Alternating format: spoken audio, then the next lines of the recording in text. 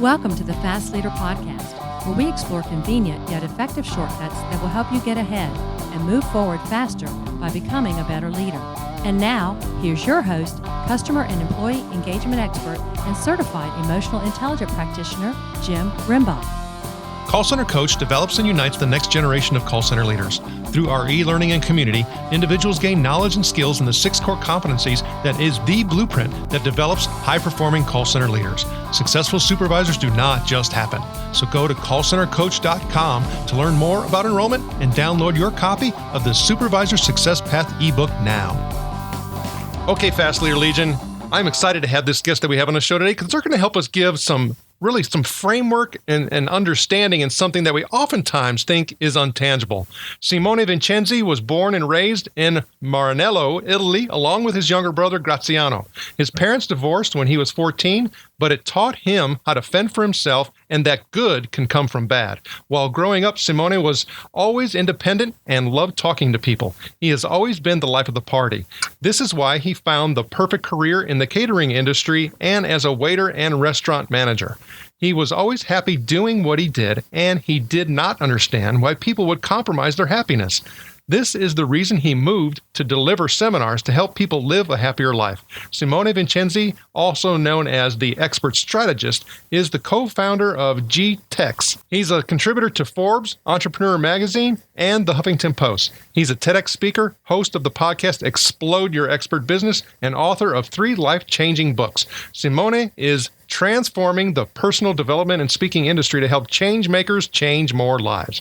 Every year, he speaks in front of more than 5,000 business leaders, which include sharing the stage with Les Brown, Dr. John DeMartini, Trent Shelton, and many more. He also has organized over 170 events, including Gary Vee speaking from York Hall Boxing Ring. Following his passion for making an impact on the younger generation, he's also partnering with the largest youth organizations in the UK, helping them deliver more effective courses and training. Simone now lives in London with his lovely wife, Lovelda, cannot live without 3 things: speaking, basketball, and playing his didgeridoo. Simone, are you ready to help us get over the hump? Ready to rock, Jim. Ready to rock. I'm glad you're here. Now, I've given my Legion a little bit about you, but can you share what your current passion is so that we can get to know you even better? Yeah, absolutely. My passion is to inspire and empower business leaders to get more customers and to change more lives, ultimately. We work with businesses that have a mission, that they're not just there for profits. Although profits are important and they're a crucial part of a business, but it's not the main reason why they started a business. Like it's not the main reason why I started my business. And in particular, we help them making a lot of money and getting a lot of clients, running seminars, live and online presentations. So that's what we specialize on here at G-Tex. So, I mean, for me, when you started talking about, that issue of, mission and why an organization exists, I often find, because I've been having this discussion with one of my clients, being certified in emotional intelligence, I try to help them differentiate by connecting at a deeper level other than, hey, these are our features and our benefits, right? Yeah. Because from a product perspective, even if from a service perspective for that matter, too many times we go to the functional, and we forget the whole finesse piece. And it's really the finesse piece that ultimately causes people to initially engage with us, maybe get to a point of having trust with us, and then ultimately staying with us and referring us. I mean, it's really those things that are kind of rooted in the whole, whether it's happiness, authenticity. I mean, all of those components that we say are intangible. But I've, for the course of my life, I've found that they're not intangible. There's frameworks and there's, things to focus in on that it helps you deliver.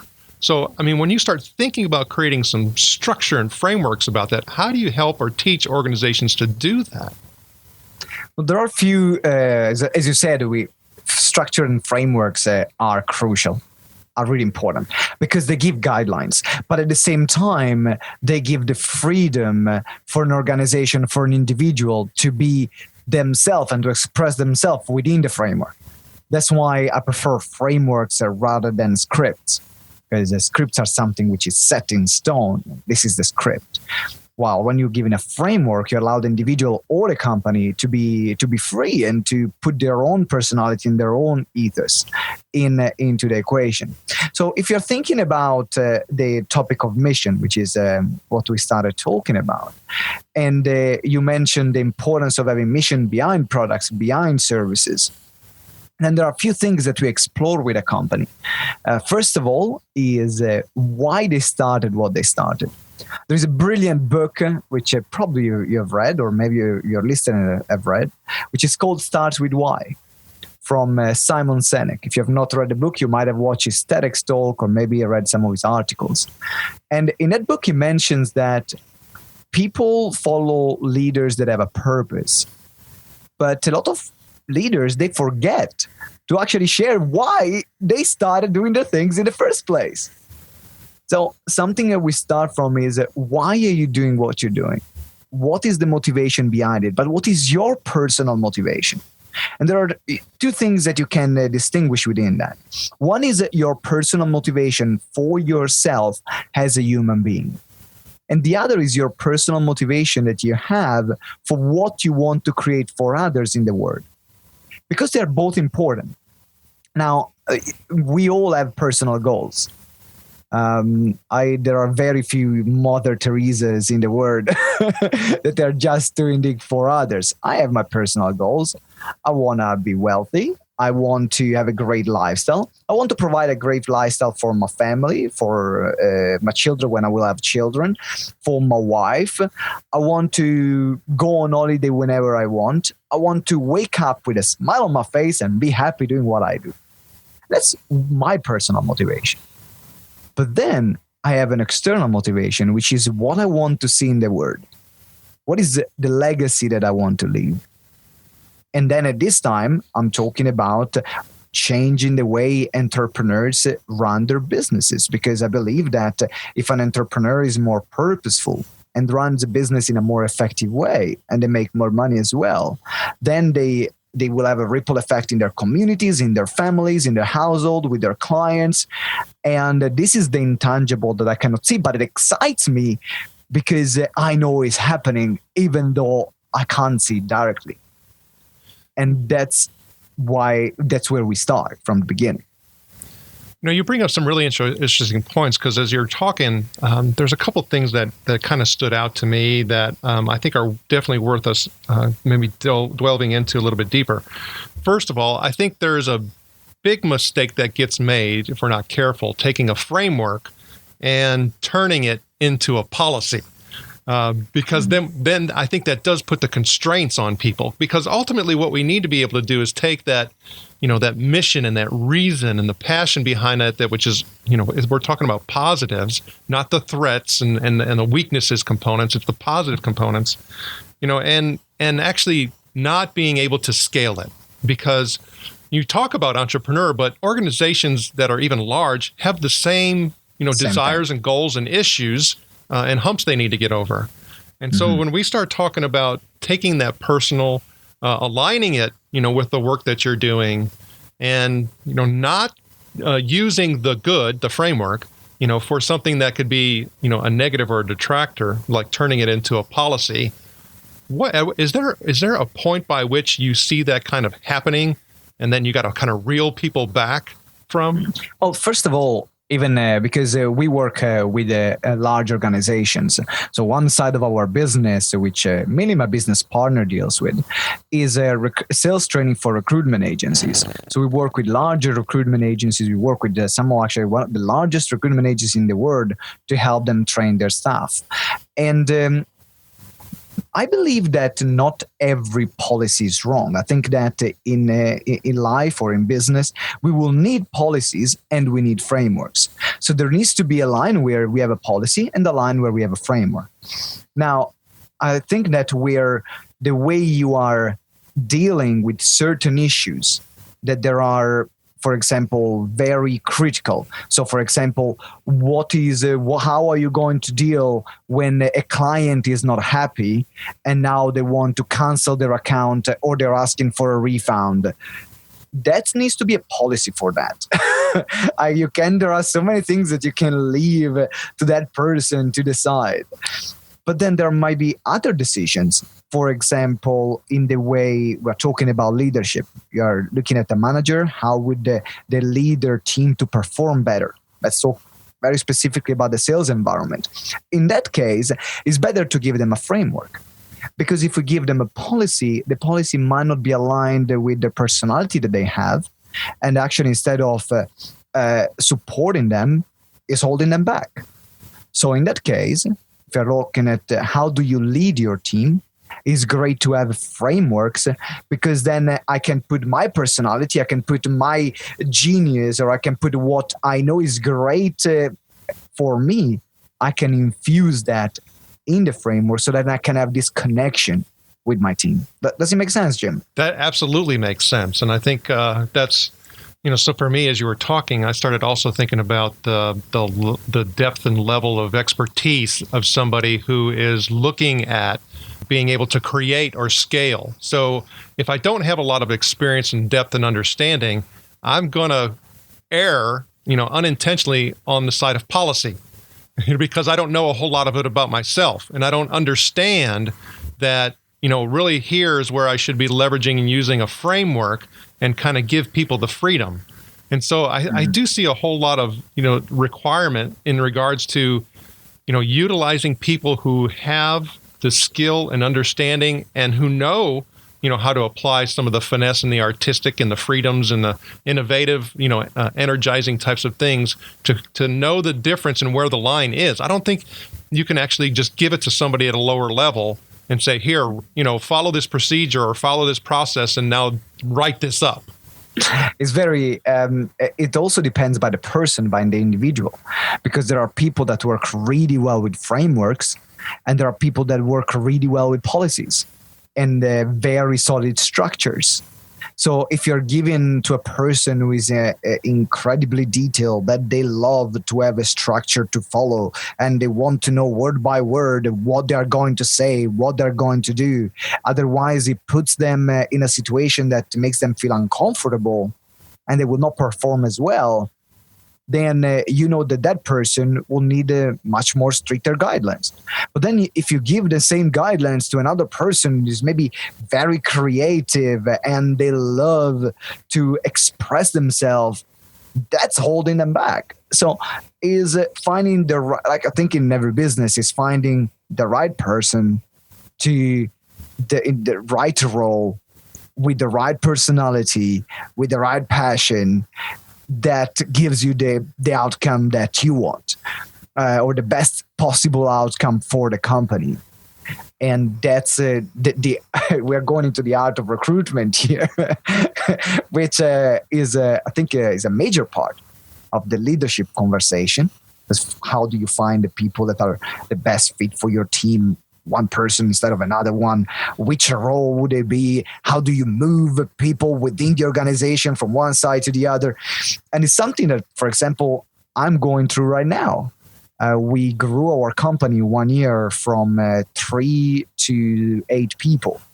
So we had a really large growth, and it was about allocating the different people in the different role. And the more we were getting to know them, then the more we knew what position was best for them.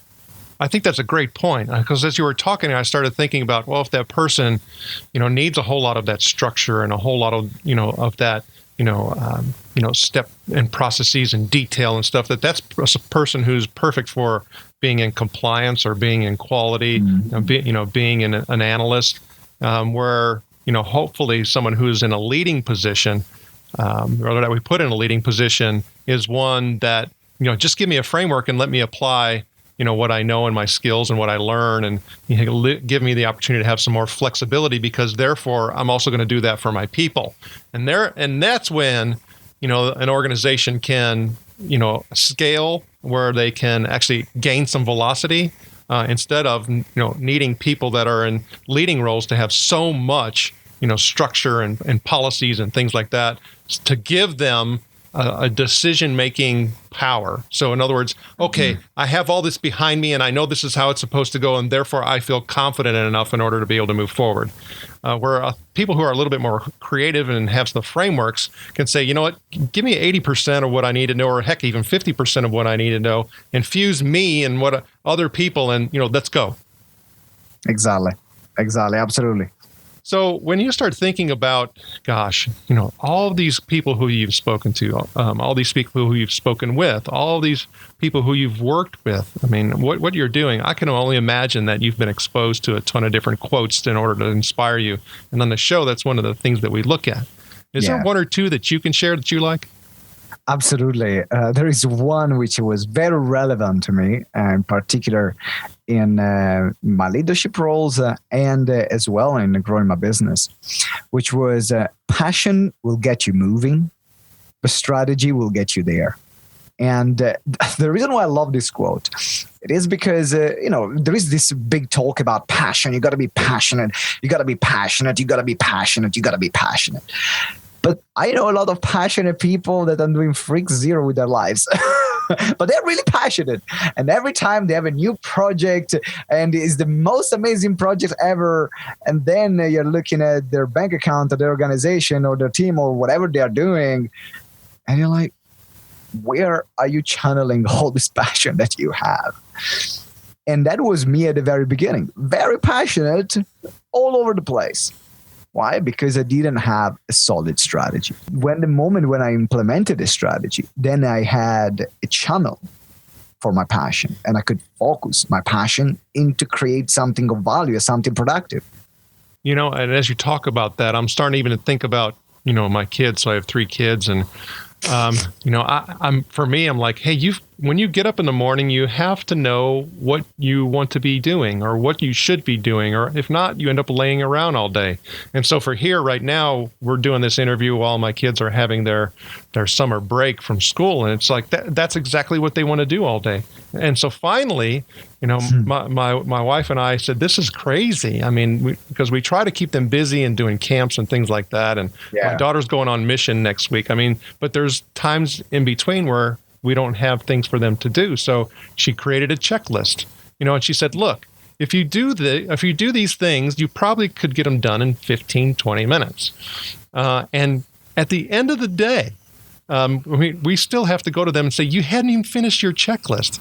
So it's like they don't have a good practice and a good habit of actually going through and, executing. Because, I mean, you talked about, the passion piece and, and even frameworks and structure, but you got to move forward. Mm-hmm. Absolutely. I agree with you.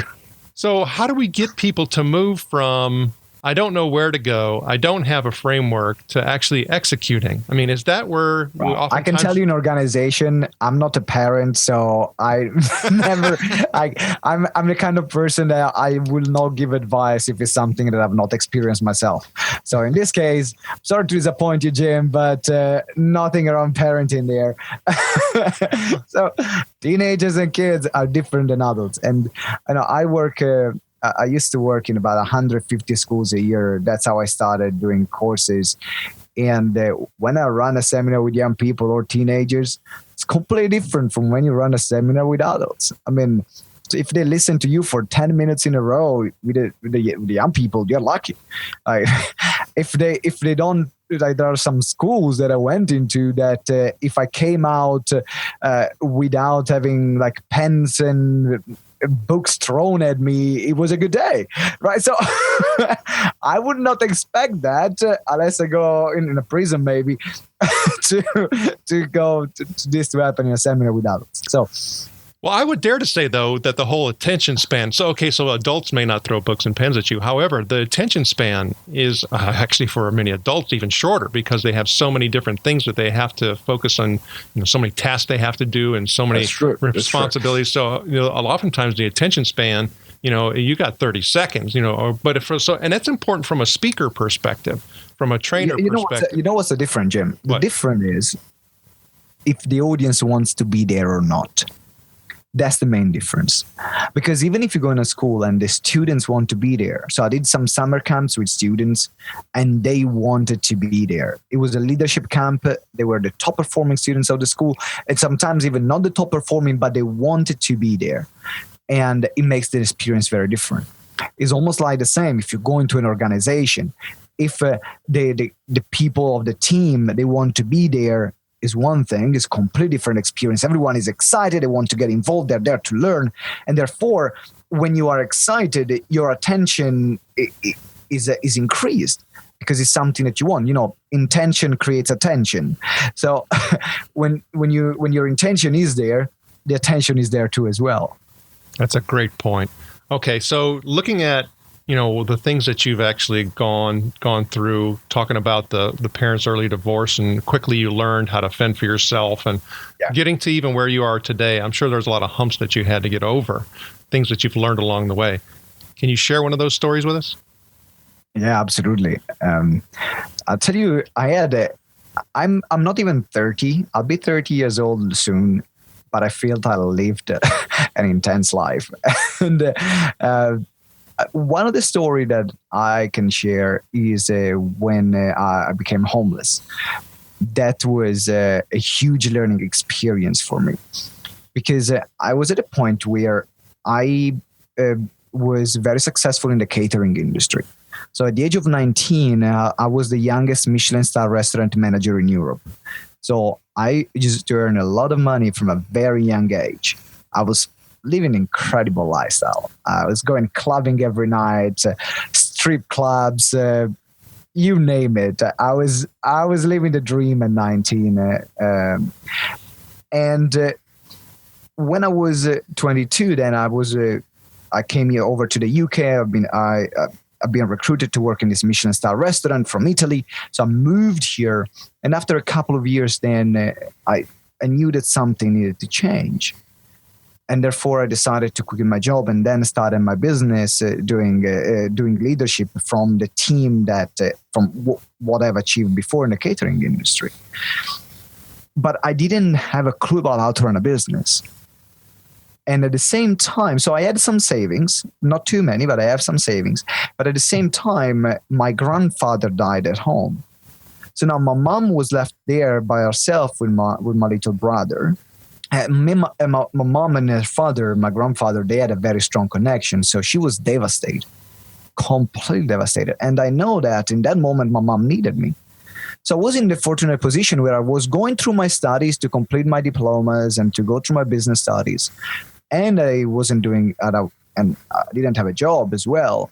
And I was living off my savings. So I decided that I was going to go back every 2 weeks to Italy and travel 2 weeks in Italy and 2 weeks in London.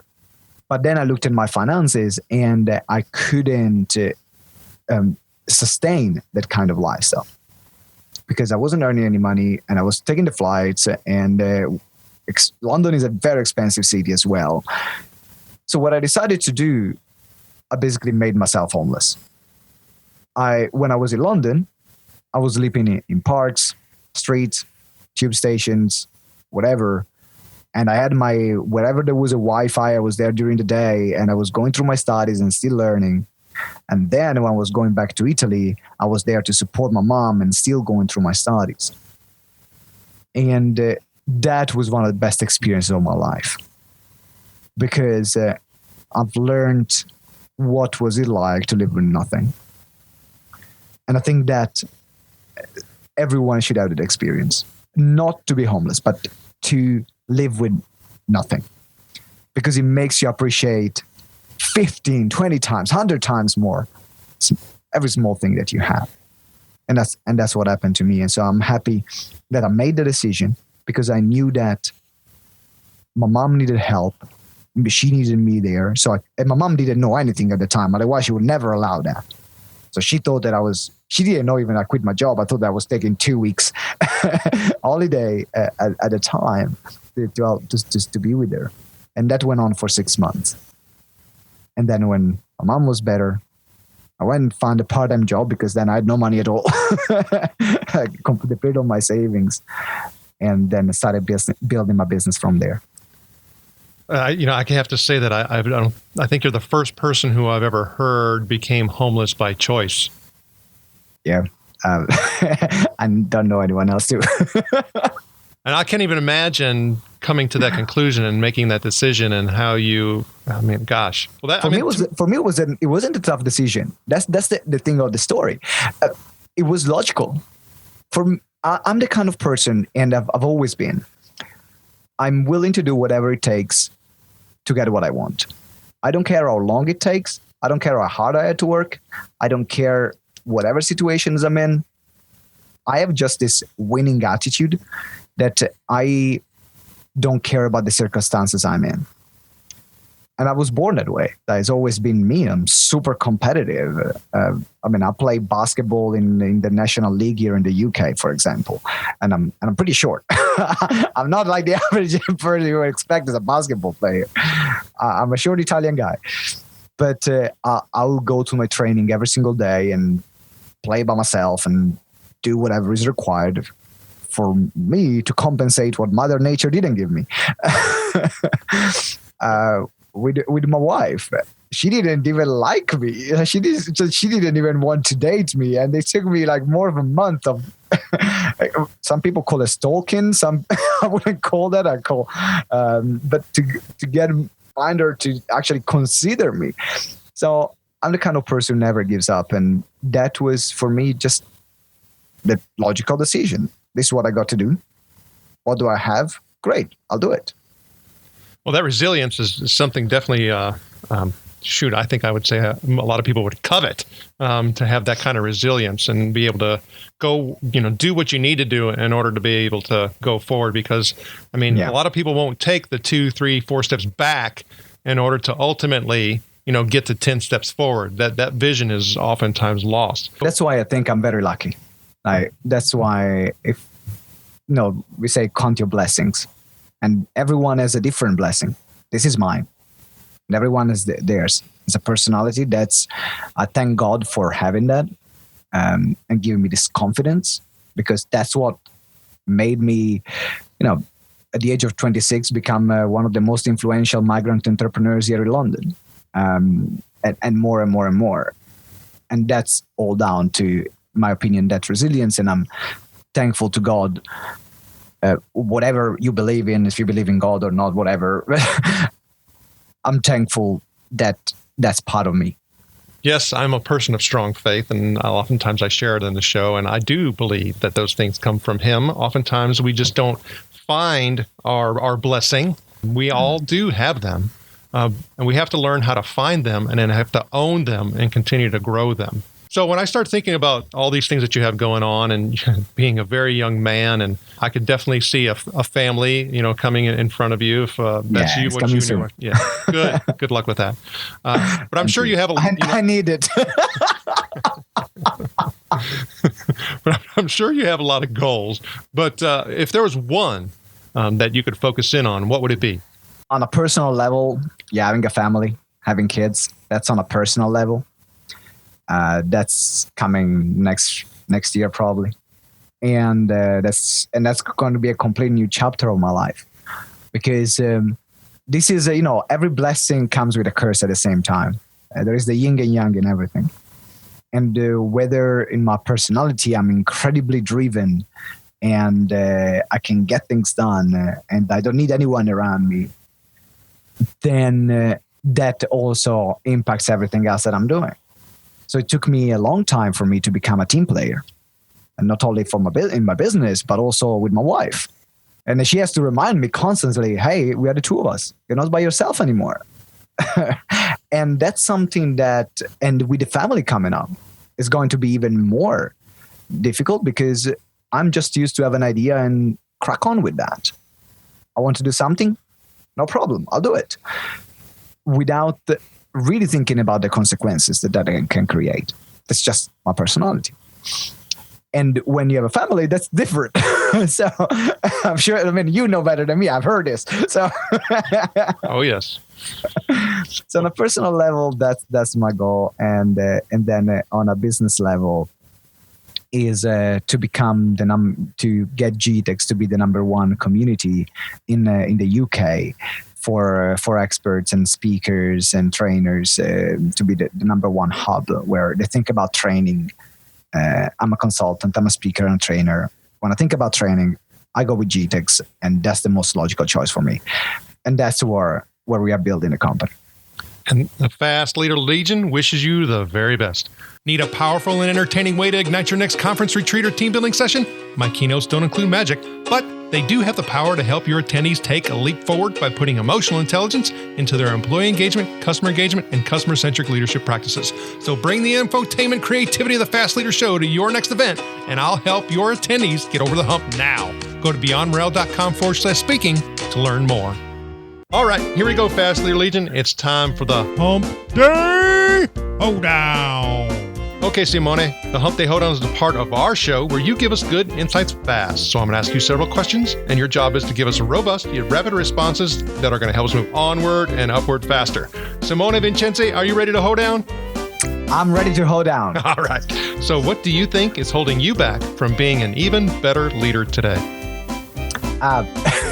Making decisions without thinking about consequences. What is the best leadership advice you have ever received? Lead by example. What is one of your secrets that you believe contributes to your success? My resilience. What do you feel is one of your best tools that helps you lead in business or life? My team. What would be one book that you'd recommend to our listeners? And it could be from any genre. Love as a book. I love The Richest Man in Babylon. It's a financial book. Okay, Fast Leader listeners, you can find links to that and other bonus information from today's show by going to fastleader.net/Simone Vincenzi. Okay, Simone, this is my last Hump Day Hoedown question. Imagine you were given the opportunity to go back to the age of 25, and you've been given the opportunity to take the knowledge and skills that you have now back with you, but you can't take everything back. You can only choose one. So what skill or piece of knowledge would you take back with you, and why? And heck, this was just a few years ago. You can probably remember. Exactly. It's pretty easy to remember this one. It's not 4 years ago, almost 5 years ago. Goodness. But, a lot changed. A lot changed in 5 years. Don't tell me. So, biggest piece of advice, what would I bring?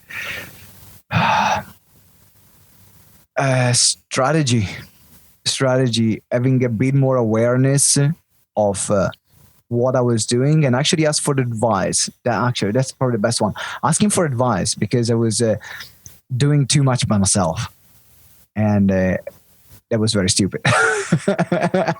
Sometimes necessary, but sometimes I could have been more humble and say, hey, I need help. Simone, it was an honor to spend time with you today. Can you please share with the Fast Leader Legion how they can connect with you? Yeah, absolutely. There are two places where you can connect with me. You're listening to a podcast, so you probably like podcasts, and you can join my podcast, which is Explode Your Expert Biz. There's a Explode Your Expert Biz. You can find it on any podcasting platform. And then the other option is to join our Facebook group, if you're going on Facebook, which is, guess what? Explode Your Expert Biz on Facebook, and you can get a lot of free training on how to be a great consultant, speaker, trainer in your field. Simone Vincenzi, thank you for sharing your knowledge and wisdom. The Fast Leader Legion honors you and thanks you for helping us get over the hump. Thank you for joining me on the Fast Leader Show today. For recaps, links from every show, special offers, and access to download and subscribe, if you haven't already, head on over to fastleader.net so we can help you move onward and upward faster.